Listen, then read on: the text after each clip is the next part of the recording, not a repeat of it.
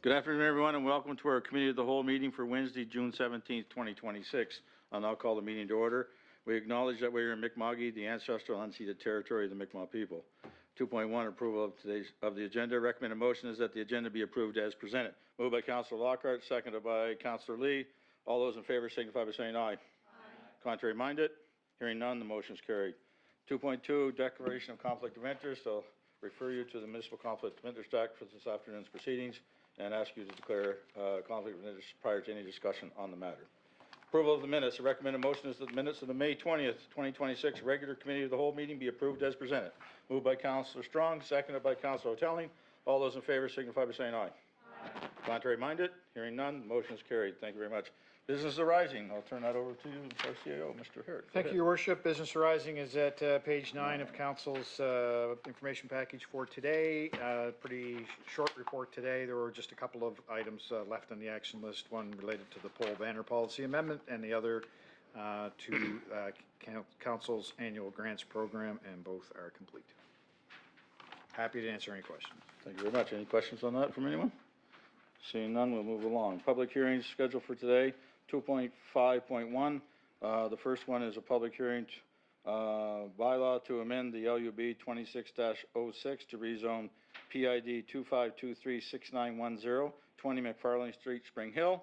Prior to calling the public meeting to order, I'll advise you that the public hearing is being held in accordance to with the provisions of the Municipal Government Act, and that the purpose of the public hearing is to provide the public with the opportunity to express their views on certain proposals prior to council making a final decision. I will now call the public hearing to order, and Mr. Boone will lead us with a presentation from staff. Go ahead, sir. Thank you, Your Worship. Kira is going to lead this presentation because this is her file. Awesome. Thank you, Glenn. Thank you, Your Worship. So the application before us today is the bylaw to amend the land use bylaw 2606 to rezone 20 McFarland Street from the lower density zone to the multi-unit zone. I wanted to note to council that the proponent it was not able to attend today, but we did touch base with them before the public hearing to see if they had any concerns or comments they wanted to forward to council. They didn't have any concerns or any comments. But we're very involved and happy to see this going to the next stage. So the subject property, again, it's located at 20 McFarland Street. It's currently a vacant lot. It's fully naturally vegetated. It's located in a residential area in Spring Hill, which is a very walkable area. It's located within a walking distance to Main Street, which is where many of the community amenities would be located. Things like Tim Hortons, post office, Foodland, community recreation center. So it's got a good community amenities in the area to create a walkable site. The building scale as well, while it is largely zoned R-low surrounding it, the buildings themselves are larger in size. There is at least one multi-unit building on that street within close proximity. So it's a fairly residentially developed area. So we do have some concept site plans and floor plans from the proponent. These would change subject to building code requirements and final fine-tuning at the permitting stage. But what the proponent is looking to build on the property would be 2 triplexes. So that would total 6 units. They would be providing enclosed garbage facility and a utility closet per triplex.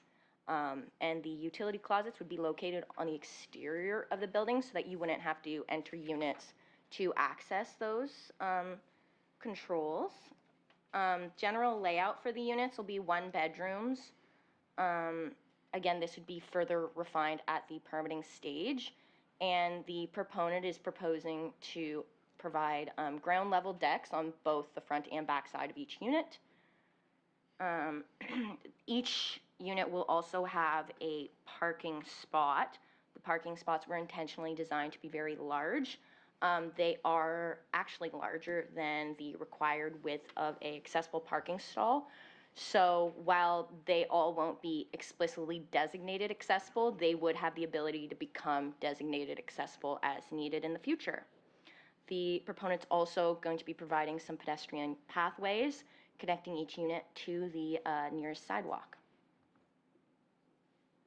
We also have some concept elevations. Again, these are subject to change. It's kind of just the first go that they have.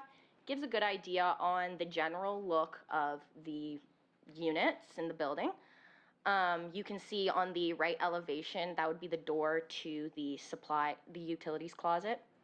And this elevation doesn't depict it, but there would be the added decks on both the front and back side of the building.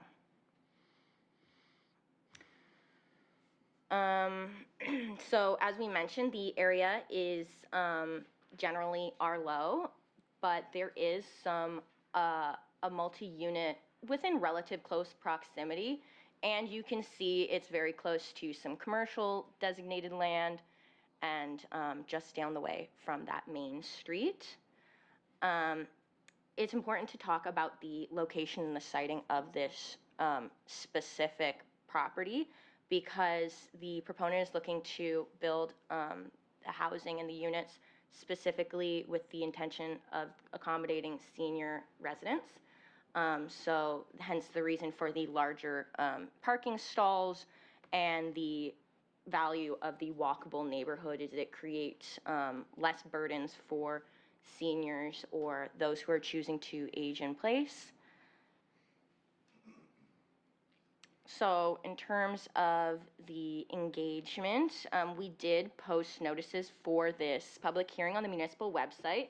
That was posted on June 2nd, so over 2 weeks from today's date. We also had a notice go out in the Chronicle Herald. That came out for the June 6th edition to advertise it. We did receive 2 inquiries on this file. Both inquiries, the residents were looking for more information on the actual proposal themselves, and they were looking for information on the public hearing and where they would find documents and further notices. So they didn't have any questions, they just kind of wanted to understand what was going on. There are no environmental implications for the development. They would be eligible for connection to the municipal system, but they do have to establish that themselves. That's going to be enforced at the permitting stage. We did have Public Works take a preliminary look at the plan, and they did not note any concerns towards establishing that connection. For financial implications, there'd be no direct costs to the municipality associated with this proposal, but the redevelopment of the property, as with most properties, would result in a property reassessment and would have potential tax implications. Furthermore, creating the senior designed housing units, it allows for more diversity in the housing market stock in Spring Hill, which supports downsizing and newcomers coming into the community.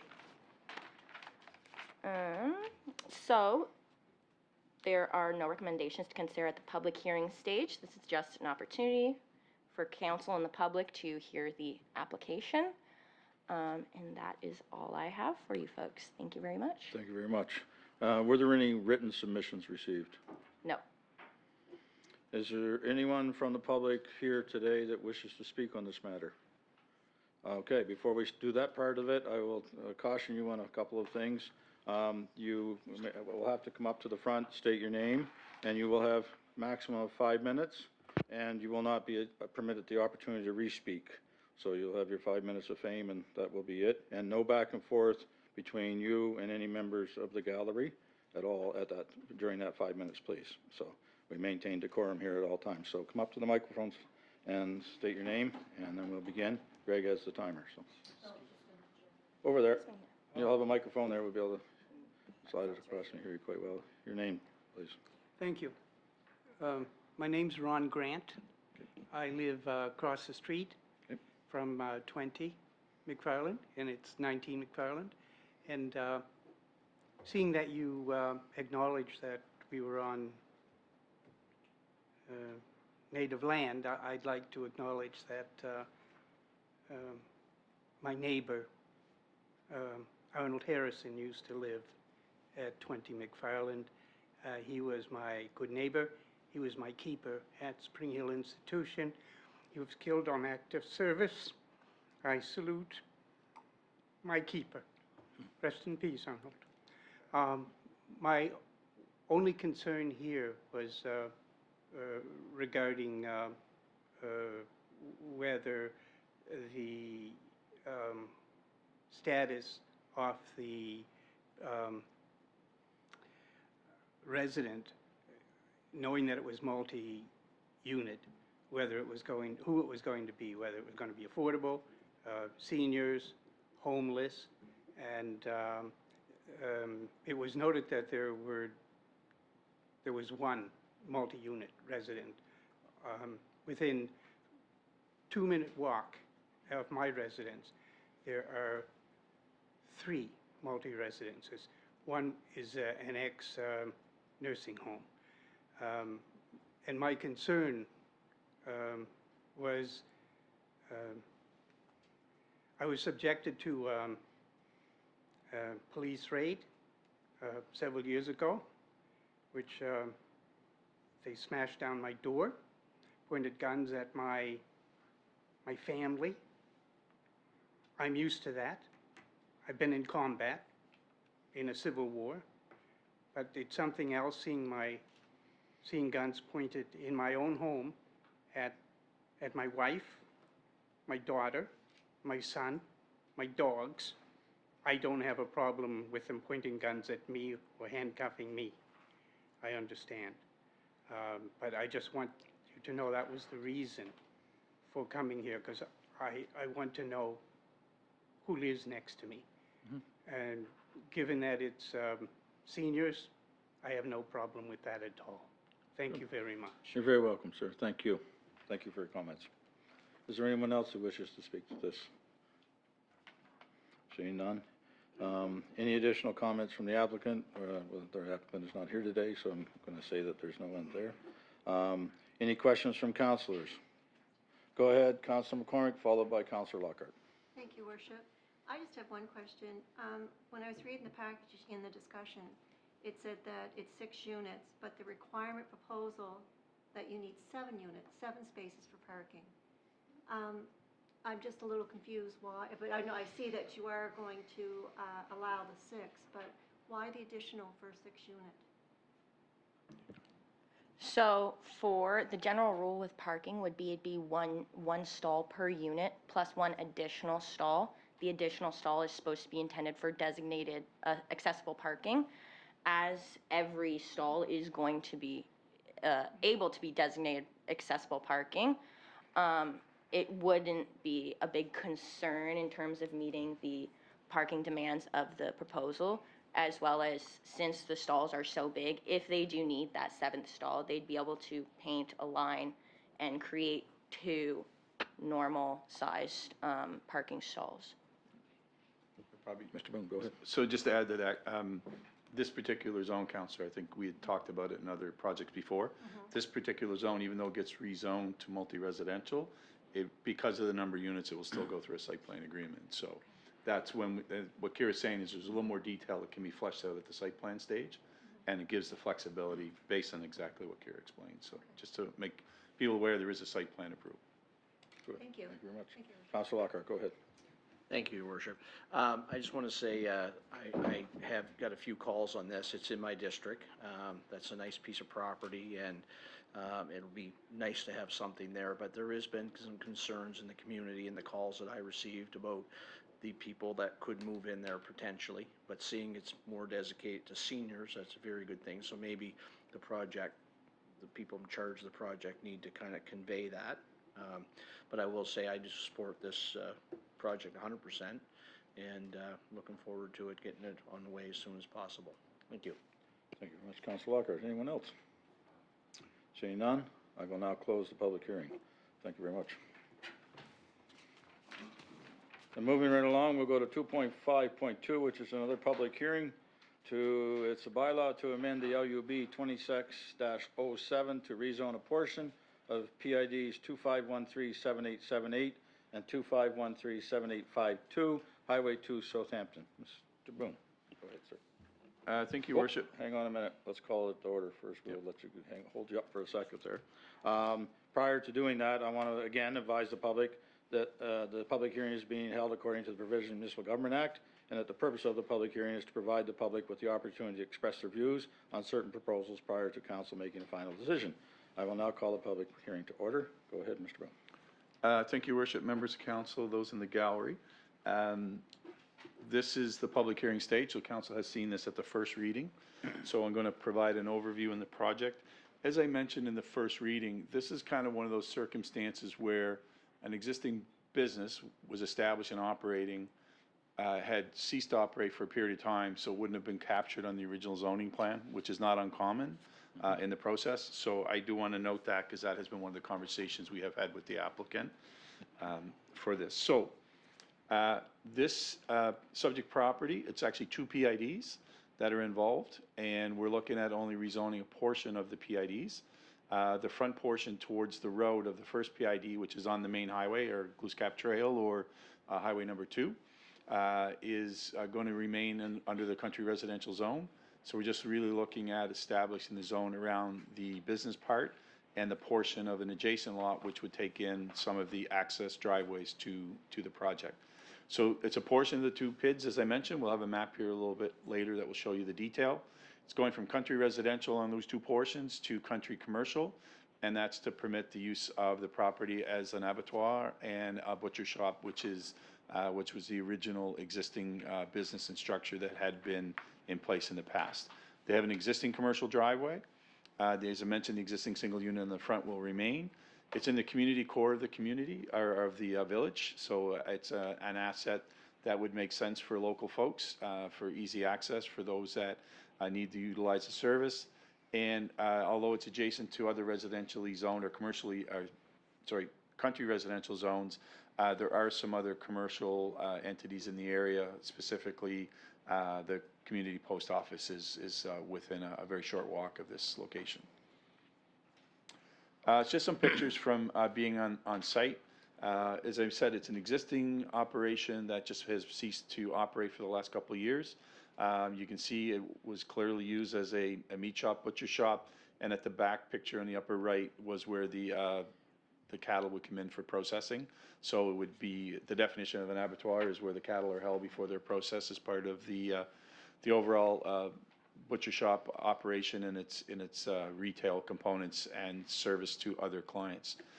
Grazing and pasture for cattle while they're there awaiting process would be very limited, but this is a property that's in a farming community, and it's adjacent to other agricultural lands as well.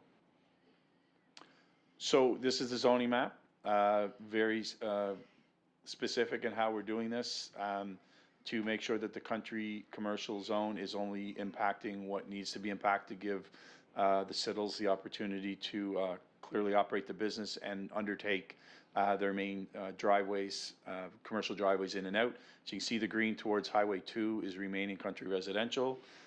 So there's there's no concerns from our perspective on this with regards to the changes or any policy. So as part of this, we're adding, and unfortunately for Aaron and Matthew, it complicated a little bit, but they've been very cooperative. It's allowed us to figure out how we best do this in a country setting, but also in a village setting.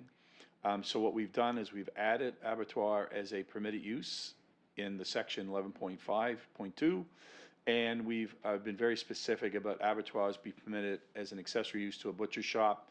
And I talked about this briefly at the first reading, is limiting it to 10 animal units. And the idea behind that is that they really want the animals that are there for processing for the shop, but also that 10 animal units is actually in line with what you could do in a country residential zone as an owner that just wanted to keep cattle on your own. There's a number of things I won't get into, but the number of animal units can change. But cattle and horses, 1 cattle head, 1 horse equals 1 unit. It changes when you get into other animals, but we won't get into that today. It is clearly in the bylaw. So I won't bring out the chicken chart. Someday I will bring it out for you. So community engagement, similar to Kira said in the last session, it's all been done with the Municipal Government Act. Your worship, the hearing is being done the same. Notices were placed on our website prior, to this hearing as required. We did circulate it in the Herald. We actually put the same notice out for both hearings on the same day. That actually helps with the process, but it also helps in fairness to the applicants on cost. And a sign was placed on the subject property. I did that. Nobody was at home at the time, but I was glad that no one came out with a gun or anything when I did that. But Aaron and Matthew knew I was coming to site, so I am known a little bit in Southampton, so I got to be careful sometimes. Anyway, so no financial implications, Your Worship, on this, and where it's the public hearing stage, no required recommendations. Happy to answer any questions, and Aaron is here if you need her to speak or answer any questions, but I will leave it at that. So any written submissions received? No written submissions received, Your Worship. As per the report, we did have a call from one of the residents across the street looking for a bit more detail. They asked us respectfully, they weren't in the world of email, so Kira actually sent them a report, old school mail, so we made sure the information was sent out to them, and had a long conversation with the folks to explain the process and explain exactly what was going. In fairness to that comment, the only concerns they had raised was that it wasn't going to become part of the trucking operation, but the idea here behind it is the butcher shop and the abattoir. Right. So, Thank you very much, Mr. Boone. Is there anyone here from the public that would like to speak today to this? Seeing none, I'll go ahead. I don't have to explain the rules of that then again. Any additional comments from the applicants? as I mentioned, Your Worship, both Matthew and Aaron have been very cooperative. A little bit of a process for them that they weren't anticipating. So again, I just want to reinforce that Kira's done some good work to put the policy together and the text to make this work. And I think it's well balanced for the community to do it in this approach. Thank you very much. Any additional questions from councilors? Seeing none, I will now close the public hearing. Thank you very much. Next up is 2.5.3, a presentation regarding broadband internet update from Explore. Mr. Boone, well, welcome.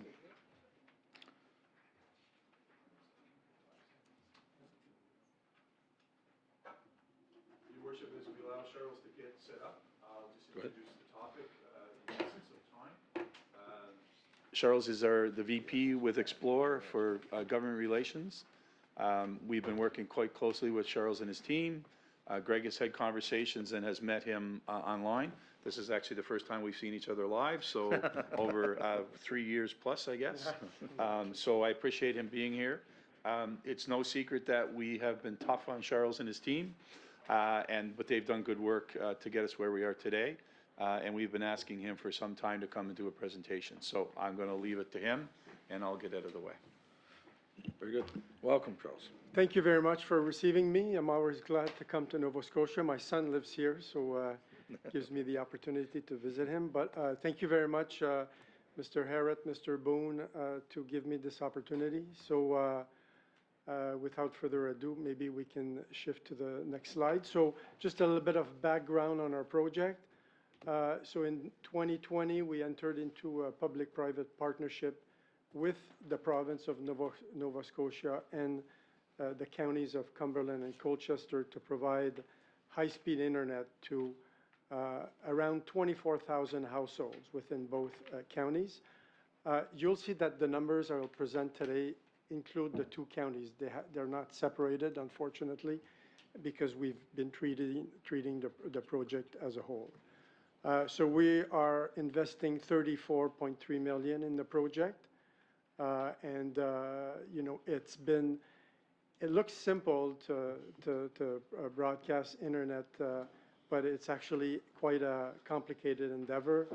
But things have been improving as we went along. But the essence of the project was 24,000 households, $34 million to provide the service. So it's a multi-technology, we call it a hybrid project. So there are several ways for us to be able to connect the 19,000 households. So the first one is fixed wireless. So we're deploying 23, we call them macro towers. So they're towers around 50 meters high, where there's a radio on top of the tower, and it broadcasts the signal. Most of the towers are enabled or will be enabled with industry-leading technology we call 5G Ultra. So for those techie people, 5G Ultra means you can access up to 500 megs per second, which is fiber-like. It's similar to fiber. Fiber, we do 1 gig, so it's close to fiber.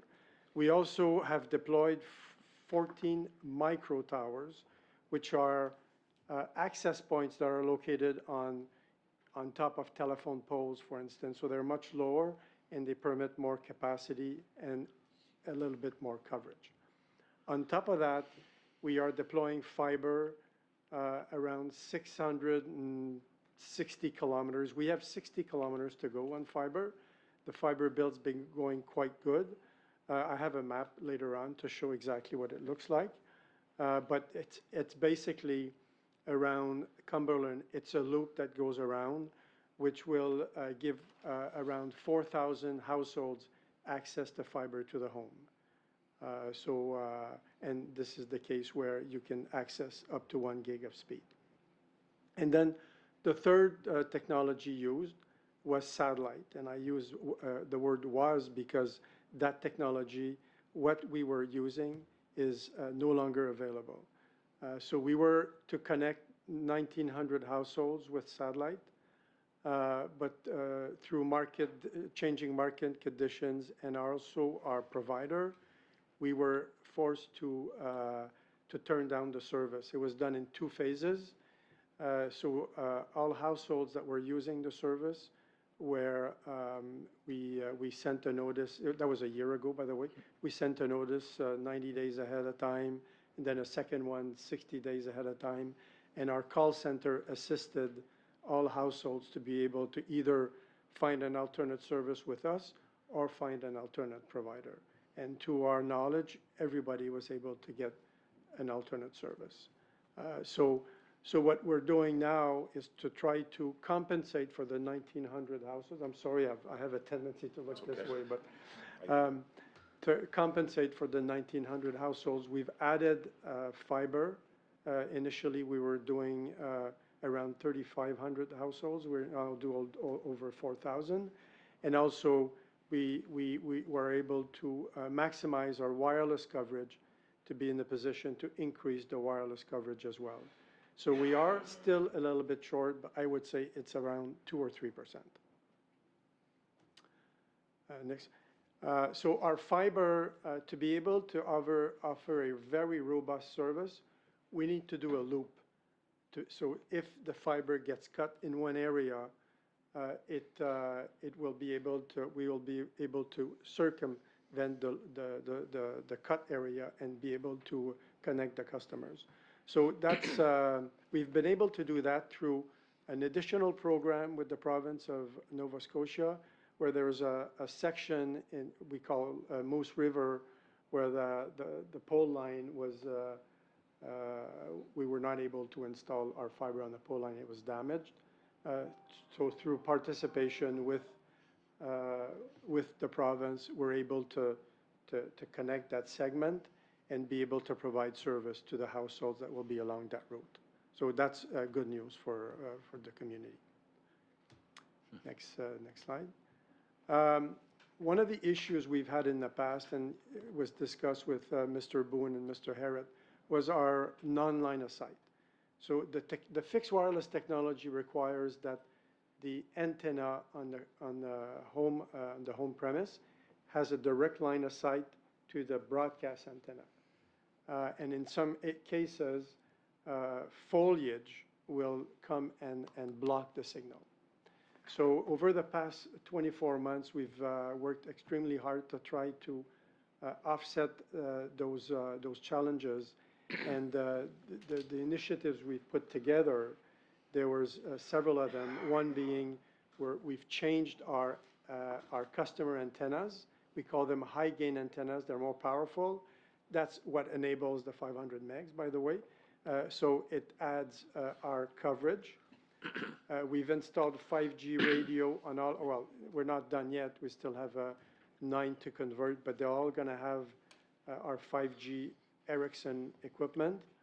And we've also changed our install standards. We've increased our training. We have new tools now, AI tools, that enable us to be able to pick up the signal in a more efficient way. We are also looking at other solutions to increase the height of the customer premise equipment. So this is being analyzed now, and we will do our first pilot project like this is going to be a Canada-wide solution, but we'll do our first pilot project in Cumberland and Colchester. So just for information, the report we provide to Mr. Boone and Mr. Harrett on a monthly basis, we tallied the number of non-line of sight, and last month we had only one. So I'm not saying it's going to be one next month as well, because the leaves have grown, but I think we're going in the right direction. It's been going down for the last year. Next slide. So what's next? So we are finishing our upgrades on 4 remaining towers to bring to 5G. We're going to complete our fiber to the home rollout in Parsboro. Also finishing the ring. So Moose River, it's not built yet. We're in the design mode because the poles have to be changed. We're also, all our towers will eventually be connected to fiber. This is much more robust. You can connect more customers and you can provide more speeds. And then finally, we're looking in partnership with the province to bring fiber to Cape Chignecto, which is next to West Advocate Harbor. So this is being analyzed now. There could be a need, and I think there's going to be an additional 200 houses that could be connected to fiber to the home. So this is the map. So you've got the red, the green is the fiber that has been deployed. There's more fiber than that, but this is the fiber we called FTTH, which is the fiber that connects directly to the home. There's also fiber being installed that is to connect our towers. We call that transport fiber. But the green, that's all live, and then the pink is to be live, which will come in the next few months. And then you'll see the whole network on the next slide. So the green line is the fiber that we've built. The red line is the transport fiber that we already owned. And then you've got all the towers that are the small triangles that are within the county. And that concludes my presentation. Awesome. Thank you very much. Any questions? Go ahead, Deputy Mayor Gould, go ahead. Thank you, Worship. Thank you for the presentation. I've been 6 years in council, and when I started council, this was a project that was already adapted by the previous council of that. So I think we're beyond the date of completion, and I have received over the 6 years a number of complaints about the service. I know I tried to get it at my own summer cottage. There wasn't enough space at the time. I went with a different alternative. There's a program that I could get some of that money back for going to the alternative program, but after going through all that, I had to provide a social insurance number, which I'm not in the habit of giving out, just to get a few $100s back for services. So I wasn't happy with that process either. And I guess one question is just, at what point are we going to get to our final goal, or do you have a date for that? Thank you. We plan to finish by the end of the year. The end of this year? Yes. Yes. Thank you. Anyone else? All good? Mr. Hart? You good? Awesome. Thank you very much, sir. Thank Great you to for have the having me. update. We'll look forward to the finish of the project with great anticipation. Thank you. Thank you. Yep, go ahead. The 2.5.4, presentation update, MPS and land use bylaw review. Dillon Consulting and Mr. Boone. I'm just going to introduce and get everybody. Okay, there you go. There's not enough chairs for everybody, by the looks of it. Just, your worship, members of council, and the public, staff. As we know, we've met Jennifer before. Brianna is here with FBM. She had the task with her team to lead the public engagement. So the presentation you'll see is combined between both groups. But what I do have is we have digital copies of the more detailed reports on both components of the What We Heard report, as well as what was what we'll call the technical memos, which goes back to the workshop that we had with council that Jennifer led, and I only stepped on my foot maybe once in that conversation, but it's good. And I have those paper versions of those, so those that wish it. I didn't make a paper copy for everyone in the interest of not making too much paper, but so both of those reports are with the clerk digitally, and I have paper copies, so they will be, as part of this presentation, we'll ask to receive those reports today. Other than that, I'm going to let Brianna have my chair and get it out of the way. Thank you very much, Mr. Boone. Welcome. Thank you, Your Worship. Go ahead. Happy to be here. Nice to see everyone again. As Glenn mentioned, my role here this evening is to give you a quick update from a project perspective. Then I'll hand it over to Brianna to go over what we heard through the engagement phase. Get to the next slide. So quick project check-in. Here are the phases of your project, essentially. So we kicked this off roughly around this time next year, this time next year. I'm living in the future. So this time last year, we were kind of basically in contract negotiation, ready to kick off that project initiation and document review with your staff. And we moved quite quickly into background. We were able to do a bit of public engagement last summer, some pop-up engagement. It was very critical that we connected with seasonal residents, and we were able to do that over the summer last year. We did push engagement again through the winter of this year, followed by council engagement, which was the last time you saw me in April. We're now moving on to policy development and drafting of these documents. So we're really, I think, in a bit of a celebratory mood. We have, for 1 year, kind of worked collaboratively with your staff and with residents to get us to this point where we've got background now, and we've got engagement, very robust engagement process undertaken. And now we're moving on to the more technical components of getting those bylaws updated in response to what you folks told us, what your staff has told us, what the background analysis has told us, and now we kind of take that first run to see how we can improve your existing development framework to be responsive to trends. If you go in the next slide there, just indicating that we're in that big phase of policy drafting that is undertaken with your staff. As you know, your staff is on it. They know what the pain points are. They know what the pressures are. And we're attempting through this process to really update solid foundational documents that you already had to be responsive to current trends and also be a little bit more administratable for both the development community and your staff. We're trying to make this a little bit easier on everybody. So, as Glenn mentioned, what you have this evening being presented to you is the What We Heard report. You also have access now to both that full report and those technical memos. The technical memos are really focused around the critical components that were really through the request for proposals. You had identified some critical things that we needed to access and investigate. So those memos are shaped around those critical components: housing and infrastructure, green energy approach, coastal protection and coastal development and zoning, as well as the agricultural approach. So that's what you'll see in those documents that Glenn mentioned. So in terms of the updates, again, as mentioned, this is a collaborative approach here where we're really taking these updates as a response to staff, stakeholder, and community feedback and addressing those critical pain points. Very similarly with the land use bylaw.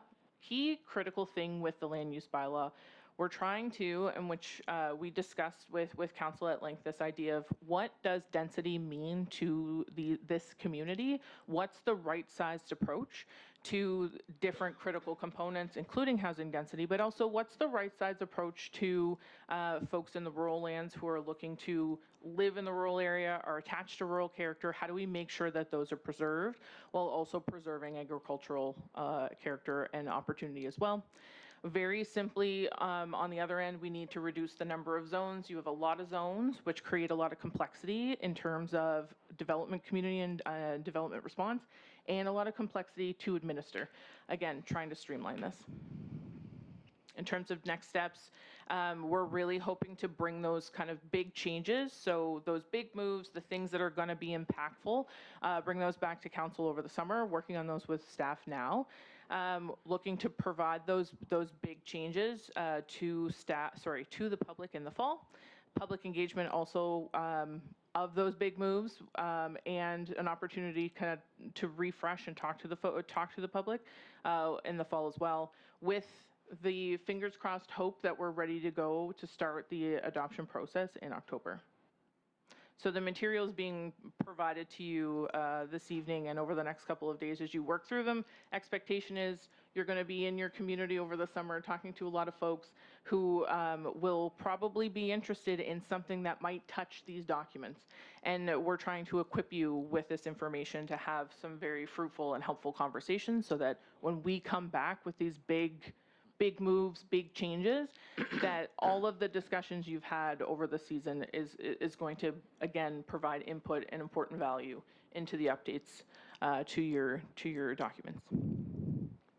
That's it for me. I'm going to pass it over to Brianna for the What We Heard report. Thank you, Jen, and thank you, everybody. I'm going to scooch over a little bit.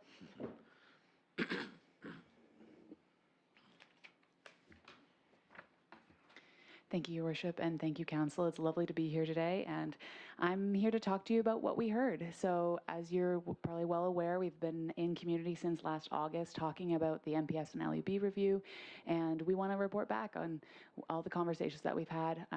As Jen and Glenn have mentioned, my name is Brianna Maxwell. I work for FBM, Fowler, Bald, and Mitchell. It's one of the top questions I get. We're based in Halifax, and I am a licensed professional planner, but my role today is really to bring the public voice to you and to try and summarize sort of the key themes that we're hearing based on your 4 priority areas. So I know there's a lot of text on this slide. I'm going to break it down a little bit simpler for you all. So essentially in August, we went to community with market pop-ups in Parsboro and Pugwash, and then we went back in December for also pop-up markets at the community markets, in River Herbert and Spring Hill. So this was really our chance to introduce what the MPS and LUB review are and start to get a sense of what community was interested in and what they wanted to talk about. So after those initial conversations, we really refined the public communications and engagement plan that really sets out what we intended to do and how we intended to do it. And then from there, we really shared that more broadly with the public through the Plan Cumberland and Municipality of Cumberland website. There was a press release. Essentially, one of the most important things with a project like this is helping the public understand what is happening. So that was really, towards the beginning of the project. And also along the way, we were connecting with Bucknangkeg and Pictou Landing First Nation about Franklin Manor. And we'll talk a little bit about that later as well. You may also have seen the 2 YouTube videos we put out. The first one was about what the MPS and LUB are and how that process works. And the second one was diving more into what the policy changes were based on the 4 priority themes. And then came early 2026. So February and March, you probably saw a lot coming at you. We had 12 community open houses. We had 4 stakeholder workshops. Those were with industry stakeholders. We also had a community survey out. So it was quite a lot going at the public at once. And, part of what I'm going to talk about today is what we heard from that. And then the final report was completed in May. Next slide, please. So from the pop-up engagements, we had about 250 people. It was really well attended. People were really keen to come and chat with us about a variety of things, but I've broken it down here into those 4 priority themes. So around coastal resilience and protection, unsurprisingly, we heard a lot from people about, seeing erosion in real time in their lifetimes and really wanting change around that, and also a lot more clarity on what they can do and how to do it. We had a lot of conversations about rock armoring and how that seems to be the only solution, but there was some interest in softscaping and that sort of thing. Around housing and balanced neighborhoods, unsurprisingly, so many people were talking about housing affordability. They just really want to have a place to live, and they saw that for themselves and for their community members. And a lot of interest in a variety of housing types. We saw that come up in the survey as well. I'll have a little bit more detail on that soon. And then really wanting that increased density to be around existing infrastructure while preserving the privacy and character of rural neighborhoods. Around rural and agricultural land use, again, unsurprisingly, the strong desire to keep agricultural lands connected. So far, as I'm sure you're aware, this is really aligning with your MPS as it currently stands. We also heard from the public that there's this sense from the public that some lands are sitting fallow and they're not sure what's happening with those. And then also this interest in connecting agriculture and energy, which we'll get into a little bit more. People seem pretty excited. They had a lot of ideas for us about what to do with energy. Which brings us to the framework for renewable energy. A lot of enthusiasm around green energy infrastructure, especially in Spring Hill and geothermal. Also, this sense that if we're going to have renewable energy, that it should be transparent and how that's working with the public and how specifically, and multiple people quoted this, how it impacts their utility bills and really seeing how that works. Next slide, please. So here are just a few of the photos. We got a lot of compliments on the winter one, as I'm sure you can see. A lot of kids wanting to draw on them too, so that's always beautiful. Next slide, please. So then between those pop-ups and the community open houses, like I mentioned, we had the videos come out just introducing the process. And then we ran 12 open houses with a total of 103 participants. The most well-attended were Parsboro and Pugwash, unsurprisingly, but Advocate Harbor also had quite a strong turnout. And so next, I'm going to be going through, as we did before, based on the key themes, what we heard. So for rural and agricultural land use, again, people are really, really wanting us to protect farmland, especially those prime agricultural lands. People are seeing a lot of residential development and wanting to protect farmland. There is this, I guess, lack of understanding about why we would want to rezone and what that would actually mean for the municipality and for taxpayers. There was this reoccurring idea that it would be good to incentivize using what was perceived as fallow land for agriculture as opposed to letting it go to residential. We also heard that people do want to have more accessory dwelling units, otherwise known as ADUs, on agricultural properties. For those that aren't aware, that would mean not out in the middle of a field somewhere, but attached to another house, as is typical with an ADU. And there was also this really strong theme around nuisance complaints, which I'm sure you're all aware of. New people move into what was formerly agricultural land, and then they have conflicts with those farming activities. So we heard a lot about that and really wanting, the public really wanting new residents to know that they are moving into active agricultural zones. For coastal resilience and protection, again, people seeing this in their lifetime, and we heard a lot of stories about change over time here, and this is where it gets a little bit more challenging because there was some people that really wanted to pull back from the coast and leave it to sea level rise, but then there's also others, longtime residents who want to be able to develop there, especially for small homes, cottages, that sort of thing. Here again, you see the conversation around erosion control and the perception that hardscaping solutions are the only way, but we also heard from residents that that work has an impact on their neighbors, and that can be really challenging for them. So again, we heard some strong interest in nature-based solutions, but not necessarily a clear path for the public on how to do that. When it came to public access, again, people were telling us, I don't know where the beaches are, and the ones that I do know, they are actually private, and they're being unable to access them anymore. So the strong interest in having specific areas that the public can access the coast, and with good parking and taking care of garbage and that sort of thing. For housing in balanced neighborhoods, so here's where we really tried to dig in. When people said we want housing, we tried to ask, what type of housing would that look like? So we heard a lot about 2 to 3 bedroom units, low-income rentals, and seniors housing. And I'll get to that a little bit more in the survey too. We asked some more specific questions around that. Here again, similar to what we saw in agriculture, there's an interest in larger accessory dwelling units, but also allowing multiple detached units on a single property. So really gently increasing the density on individual properties. We also saw, though, that there's concern about what that means for the infrastructure in those areas, and wanting to make sure that wherever higher density is planned, that the infrastructure supports that. Heard a little bit about private road maintenance, and people wanting to make sure that emergency access is supported there. And generally the sense that, new housing should be near existing goods, services, and it needs to be walkable for your communities.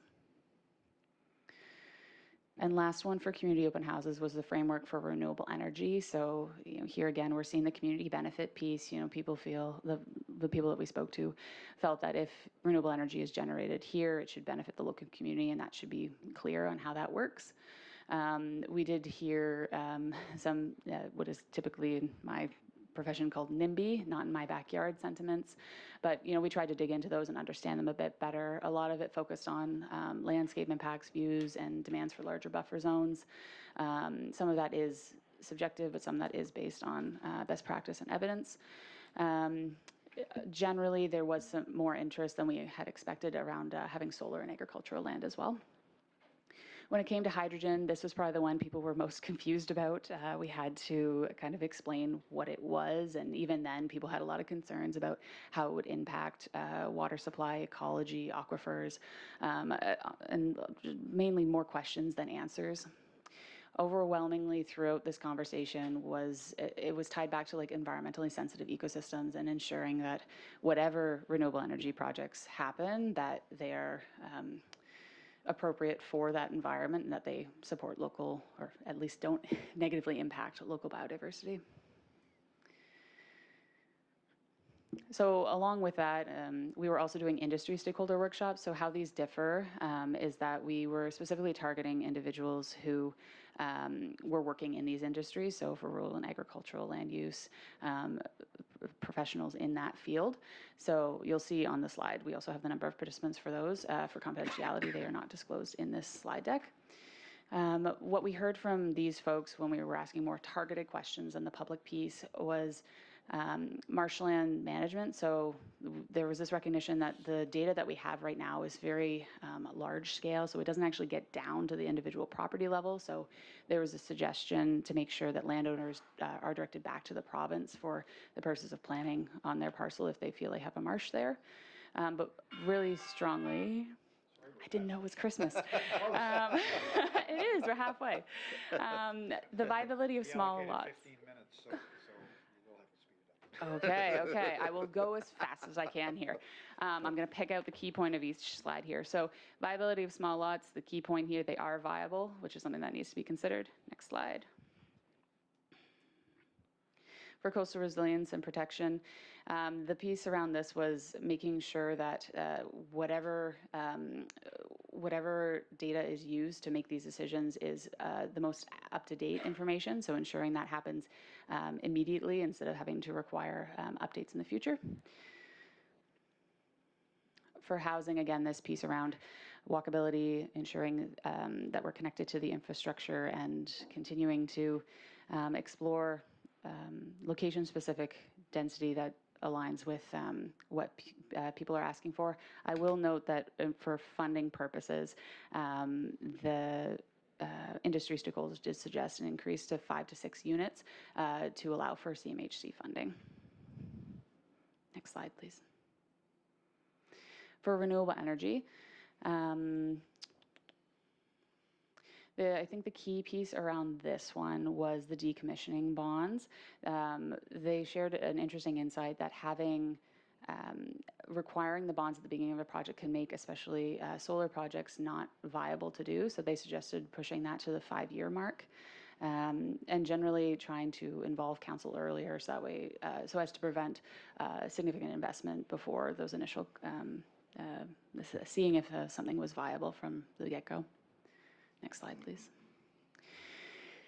So then we have the survey. So in terms of what we heard from the survey, we had 180 responses.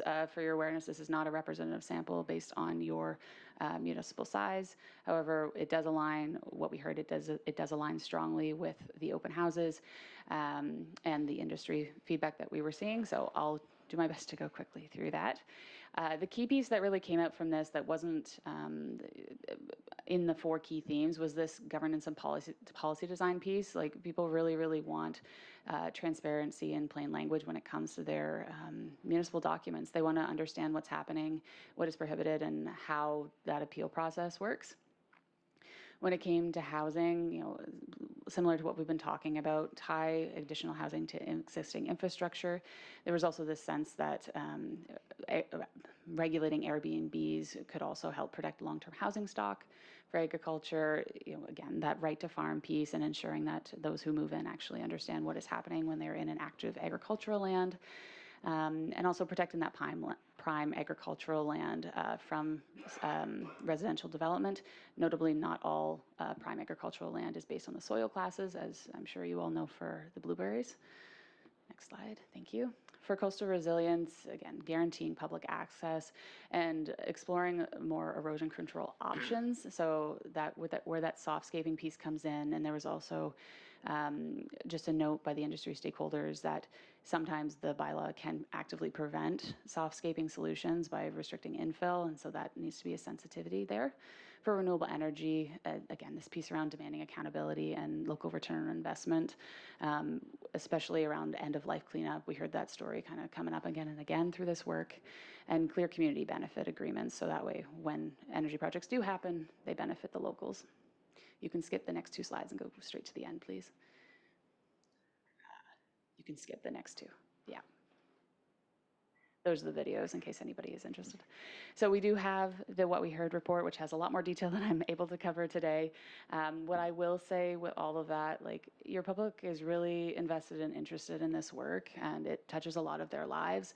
I'm really curious to, continue the conversation here, and I'm eager to see how we incorporate it into the final NPS and LUB. Thank you very much. Thank you very much. Any questions or comments from council? Councilor O'Telling, go ahead. Thank you, Mayor. You're going to share these slides with us, are you? Yes, thank you. Yep. Appreciate that. Awesome. Any other questions or comments? Seeing none. Thank you very much, ladies. Very informative. Thank you.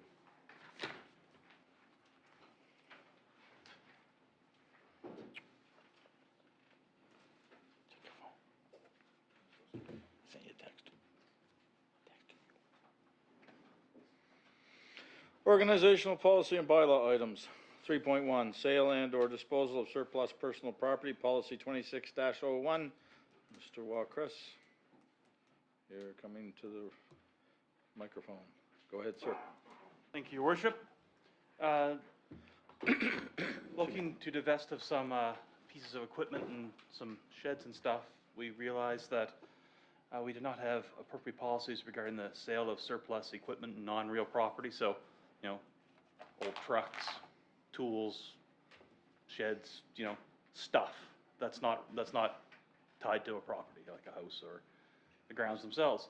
So the Municipal Government Act does state that council can grant the authority, subject to policies adopted by council, to sell personal property and belongings of the municipality that the CAO feels are surplus to our needs. So we don't currently have a policy that talks about that. We have one that talks about real policy divestiture, but not personal property. So again, chattel or tangible movable property such as vehicles, furniture, livestock. So when the property becomes surplus to the needs of the municipality, the sale of these assets should be conducted in a transparent and fair manner. The proposed policy talks about tender or public auction. you know, we would generate some revenue on that, but it wouldn't be material to the finances of the municipality. Selling this material instead of tossing it out may divert some from landfill and has some environmental benefit. We've also included some alternatives in the memo there for your consideration, but we do recommend the proposed policy in the package. Happy to answer any questions council may have, your worship. Thank you very much, Mr. Walkress. One quick comment. Go ahead, sir. Just to follow up on Mr. Walkress's presentation, if you read the Municipal Government Act literally, which in most cases we try to do, technically without a policy like this, we'd need to come to council to sell a $1,500 car body, for example, or a $1,200 generator, or a $4,000 shed, or what. So without this policy, technically, we're not permitted to sell that stuff. That's what we're looking. Okay, good. Recommended motion is the council forward the sale and or disposal of surplus personal property, policy 26-01, to a regular council meeting for consideration. Moved by Councilor Lockhart, second by Councilor Strong. Any comments or, go ahead, Councilor Lockhart. I saw this in the package, and I had a citizen ask me the other day if we were, what was going on at the town shed in Spring Hill, the Public Works building, with a bunch of used vehicles that are been parked there for quite a bit of time. So really quite encouraged that we can move this along and maybe move some of that stuff out before the snow flies. Thank you. You're very welcome, sir. Thank you. Okay, any other comments or questions on this? Seeing none, call for the vote. All those in favor of the motion signify by saying aye. Aye. Contrary minded, hearing none, the motion is carried. Thank you very much, Mr. Walkress. 3.2, Regional Emergency Management Organization, REMO, bylaw, Alan Cole. Come along, sir, go ahead. Thank you, Your Worship. We're good. You ready? Yep. Recently, the province created the Department of Emergency Management, which has taken a very active role both in emergency management and fire services. And under the Emergency Management Act, every municipality must establish a municipal emergency bylaw, section 10.1. And so prior to this, this CAO from our CAO and the CAO from Amherst and myself have been working on drafting a new bylaw to replace the 2013 bylaw that we currently have in place. In the midst of that drafting, the new Emergency Management Act and a recommended template for a new bylaw came from the province. So attached to the CDR is the draft emergency management bylaw, which I assume everyone has read. And it sets out, Your Worship, the roles and responsibilities for the council, the mayor, the status of the agreement that is also required under the Emergency Management Act, and the agreement I refer to is later in today's package, the intermunicipal service agreement between Amherst, Oxford, and municipality. The bylaw, if approved by council, also has to be approved by the Minister of Emergency Management and the other two municipal entities as well. So the recommended motion, Your Worship, is that council forward the request for approval of the Regional Emergency Management Organization bylaw to a regular council meeting for consideration. I'm happy to take any questions. Thank you very much, Mr. Cole. Would someone like to move this motion, please?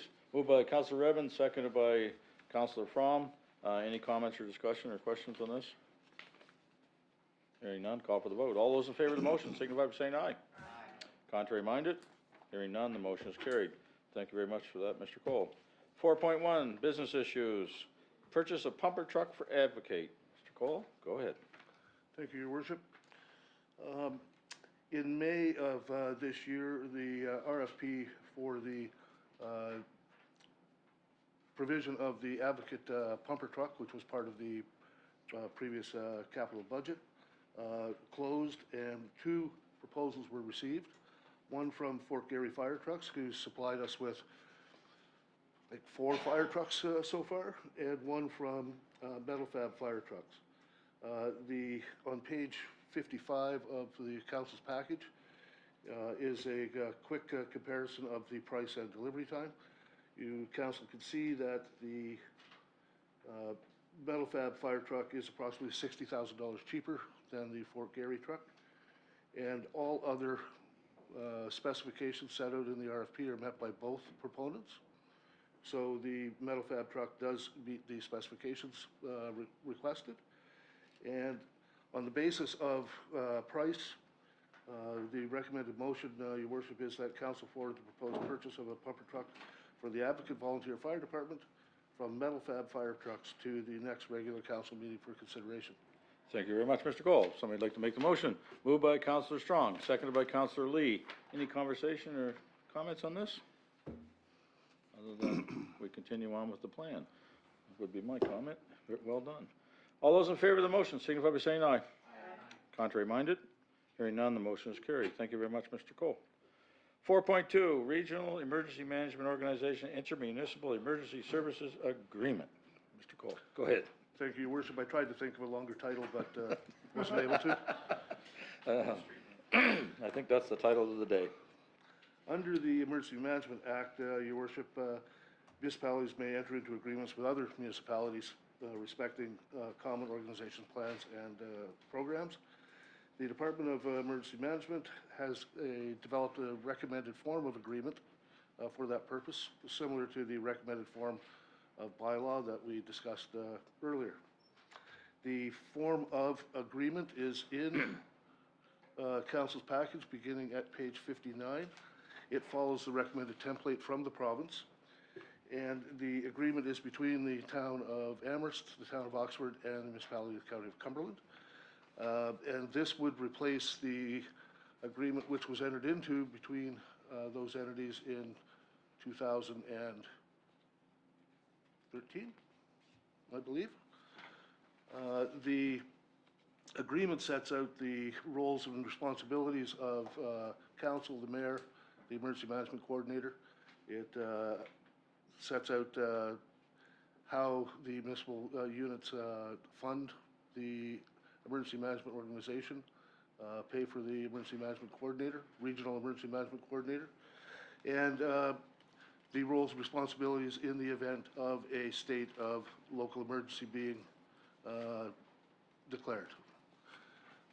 The agreement is, again, something that we have been working on prior to the province giving us the guidelines set out in the template, and the draft agreement in the package, Your Worship, follows the provincial recommended template.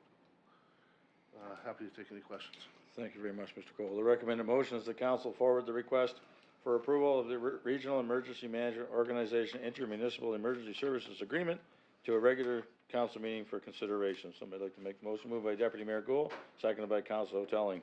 Any comments or conversation on this? Go ahead, Councilor Fromm. Yes, Your Worship. Just under host municipality, it says the secondary backup coordination center would be the Amherst Fire Hall. Yes.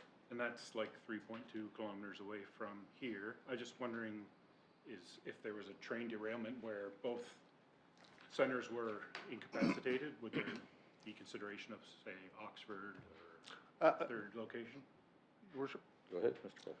Absolutely. So that's a suggestion, and it's in because the Amherst Fire Hall is well set up for that. It's got trained personnel, it's got the fire trucks, etc., and enough space to operate. But in the event of an emergency or an event where it's not feasible to use that facility or this facility where the primary emergency coordination center is, we would pick an alternate. And it may be that we have multiple alternates depending on, for instance, a wildfire that's traveling through the county. They force us to move the ECC as that fire progresses. Thank you. Thank you very much, Mr. Cole. Any other questions? Anyone else? Okay, call for the vote. All those in favor of the motion signify by saying aye. Aye. Contrary minded? Hearing none, the motion is carried. Thank you very much. Before we go any further, go ahead, Mr. Cole. Go ahead, you can leave. Yes. We're good. Talking to myself here for a second. Counselor Fromm and I have to excuse ourselves from the meeting at this point in time, and I'll ask Deputy Mayor Gould to take over chairing the meeting. And because we have a commitment in the community that begins shortly, and we still have to travel to get there, so, okay?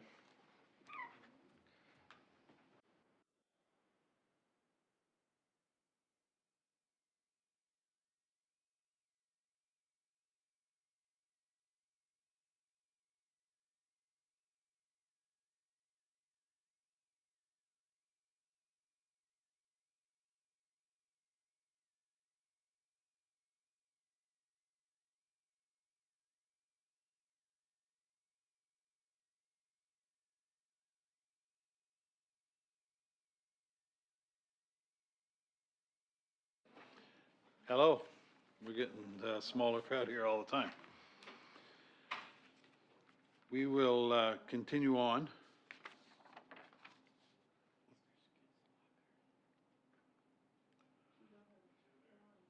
Yes, we do.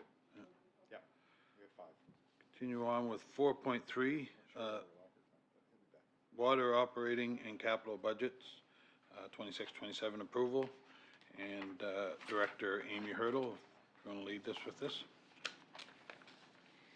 Thank you. The proposed water budget is attached, starting at page 71 of your package.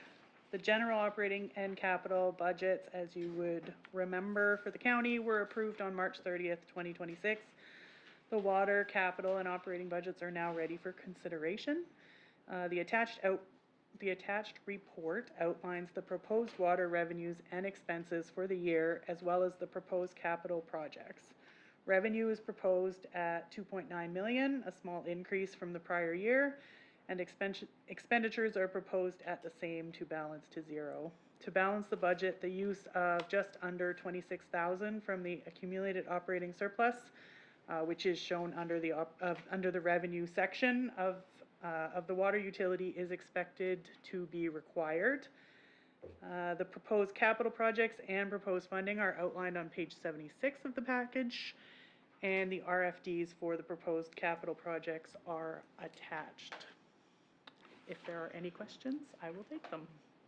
Thank you. We have a recommended motion that council forward approval of the water operating and capital budgets for 2026-2027 fiscal year to a regular council meeting for consideration. If I can have someone move that. Councillor Hotelling, second by Councillor Strong. Any questions? Councillor Hotelling, sorry. I don't have the RFDs in my package, but if you could send them to me after, that would be great. Sure. I thought they were in the package, but yeah. Okay. Does the council not have the RFP? They might be in the printed package. Are they? They might be in the printed package. I only get mine online, so. They should be in both. Page 77 to 82. Oh, I'm sorry. I see them now. I did the same thing. Okay. Want to make sure everybody has it. Yeah. So we're good. Is there any other questions? I'll call for the motion. All in favor, signify by saying aye. Aye. Any opposed? Motion carried. Thank you. 4.4, Parsboro Main Street and Eastern Avenue intersection upgrade budget increase. Director Justin Walcrest is going to lead us in this. Thank you, Deputy Mayor. Deputy Worship, I'm not sure how to address that. Council approved the Main Street Eastern Avenue intersection upgrade project in the community of Parsboro on this year's capital budget.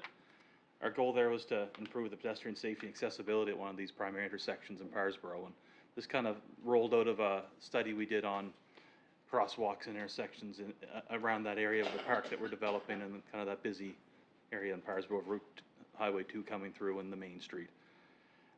We put together a preliminary budget estimate for that project before the design got started. Council said go ahead. We started the design, and as we advanced the design, we found that it was going to cost more than we anticipated. Looking at the intersection geometry, to accommodate truck turning. We had to widen out some lanes, added additional lengths of curb, and the widening of the sidewalks to accommodate the accessibility requirements of the province. Added money we didn't contemplate in that pre-design, pre-engineering phase. So I'm coming back to you folks today to humbly ask for additional budget for this project, or at least to consider at a future council meeting. In the report there, we are asking for an additional $161,127. That would bring our revised construction estimate to $343,000. We can put some alternatives in there. I mean, we can allocate the additional funding. We could pay that for a couple different ways. We could take it from capital reserves, which is where we funded the additional $195,000 of the project, or we could have a look at our CCBF or gas tax reserves. There's money in that as well.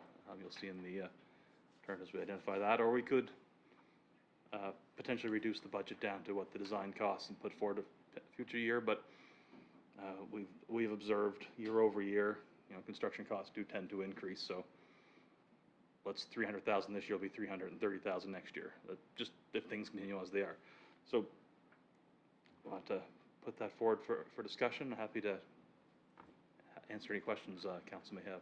Okay, well, we have a recommended motion, so we'll deal with that. The recommendation is that the council forward the decision to increase the budget for the Parsboro Main Street and Eastern Avenue intersection upgrade to $356,127, including non-recovery HST, to be funded by the General Capital Reserve to a regular council meeting for consideration. So I have a mover for that. Councillor Redmond, second by Councillor Lee. If you have any questions on this, yes, Councillor Hotelling. Thank you, Deputy Mayor. I just have a comment, which is that this is a project for Parsboro, and I do agree that safety around intersections is very important. I also have a community that needs safety around sidewalks and intersections, and they would be having questions about why we are funding a project in Parsboro from our general reserve rather than projects in communities where they are also needed, but it's just a different setup. So that is my comment, and I'll leave it at that. Just, thank you, Mr. Chair. Just for the interest of clarity, and as the councillor knows, the municipality is responsible for streets and sidewalks in both Parsboro and the former towns of Parsboro and Spring Hill. And the province itself is responsible for streets and sidewalks, or streets in Pugwash. And just to make sure the information is complete. Is there any other questions? Call for the vote on this motion. All in favor, signify by saying aye. Aye. Those opposed? Motion carried. 4.5, rezoning small AG land. It's Councillor Hotelling going to lead us in this. Thank you, Deputy Mayor. So as council reviews our municipal planning strategy, a question about tax increase changes and the agricultural zoned lands has come to my attention and other councillors several times, including we had discussed it at our last MPS workshop that we all recently attended. And I had asked for follow-up information around the AG zone and sort of the implications of what that would look like if we did make that change. So I would like to have council fully understand the scope and potential outcomes of this change before we make any decisions around rezoning small AG lots. It also came up at the recent Ask Us Anything mayor and councillor session in Pugwash from a few residents. So topics in the suggested report that I'm asking for from staff would include what the difference in taxation is between agricultural land and country residential land, how this change would affect the cap, what percentage of land in Cumberland County this change would affect, a jurisdictional scan of other rural counties across Canada that have similar zoning, and a pros and cons graph of implementing this change in our municipal planning strategy. And just to say, perhaps our consultants could do that work. I'm not sure if that's within their purview. So my recommended motion would be that council request a staff report, including the suggested topics in the agenda item description, to be shared with council prior to the next municipal planning strategy workshop for council. Thank you. So I won't repeat the motion. She just read it. So we'll have a mover, and Councillor Redmond's going to move that, and second by Councillor Hotelling. Just a comment. Questions, yeah? Yeah, we can certainly, subject to council's vote, we can certainly get that provided either by staff or by the consultants, or maybe a combination. Just in terms of some comfort of the decision-making and the timing and that sort of thing, any amendments to the MPS or LUB require that full first, second reading, public hearing process, and we don't anticipate that beginning until fall, Glenn. So there is time. So we're not under a time pressure there at all, just to alleviate that issue. Yep. Thank you. Is there any other questions on this motion? As for all those in favor, signify by saying aye. Aye. Any opposed? Motion's carried. I know we didn't approve it when we approved the agenda, but it's been brought to my attention that we have one addition.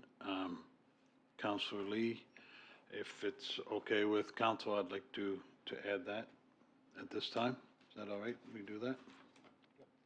Okay, so it'd be 4.6, and I'll have Councillor Lee bring forward a motion, please. Thank you, Deputy Mayor. Sorry for the short notice on this. It was just to bring to everyone's attention. We're having some major concerns with a building that we own. It would be the former elementary school located in our community.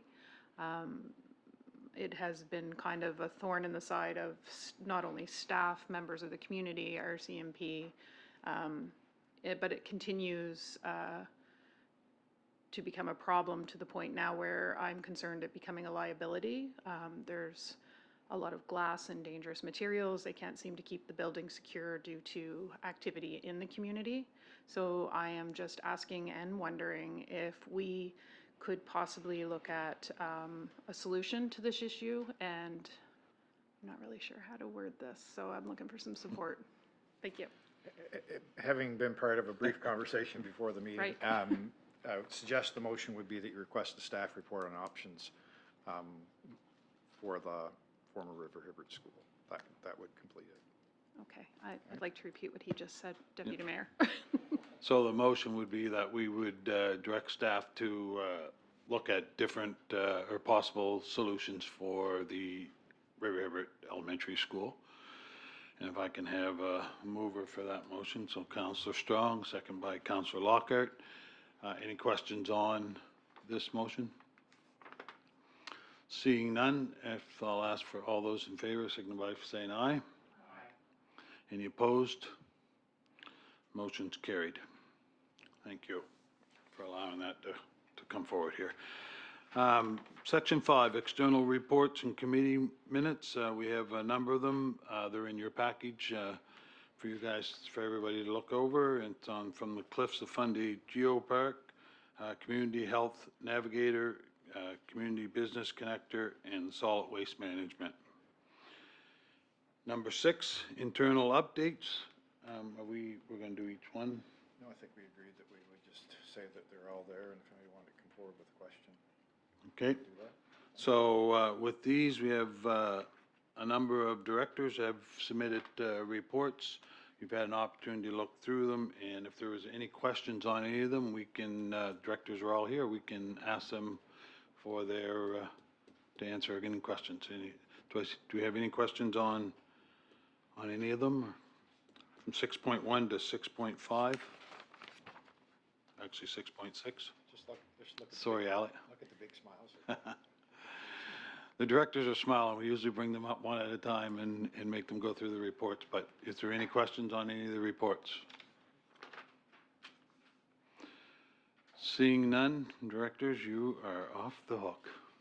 Great job. You must have done a good job on sending these reports in.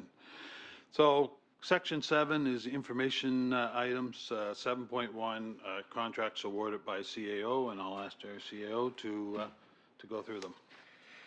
Thanks, Mr. Chair. Very briefly, there's a summary that I handed out to the members of council, which will eventually be included in the council package, which details contracts awarded by my office up to yesterday. About $500,000 worth, ranging from geotechnical testing for fire hall in River Hibbert, Pugwash fire truck chassis, some unsightly premises cleanups, an articulated sidewalk plow, and some other public works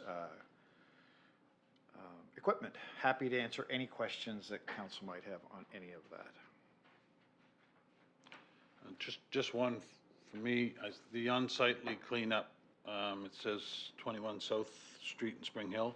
That, is any of that recoverable, or how does that work? Any costs associated with an unsightly premises cleanup are charged to the tax account of the property and are recoverable through the tax sale process. Certainly there are some instances, I suppose, where costs exceed the value of the property, and we end up not collecting all of that, but certainly there is an opportunity for significant, if not all, recovery. This was a significant cleanup that took almost 3 days to complete. Yeah, I assume with the price, that's the only reason I questioned it. Yes, I understand completely. Yep. Is there any questions on this report from the CAO? Seeing none, we only have one other thing on the agenda. Man, I went fast compared to the last guy that was sitting up here. Section 8, adjournment. I look for a motion. Councillor Lockhart, thank you. Meeting adjourned.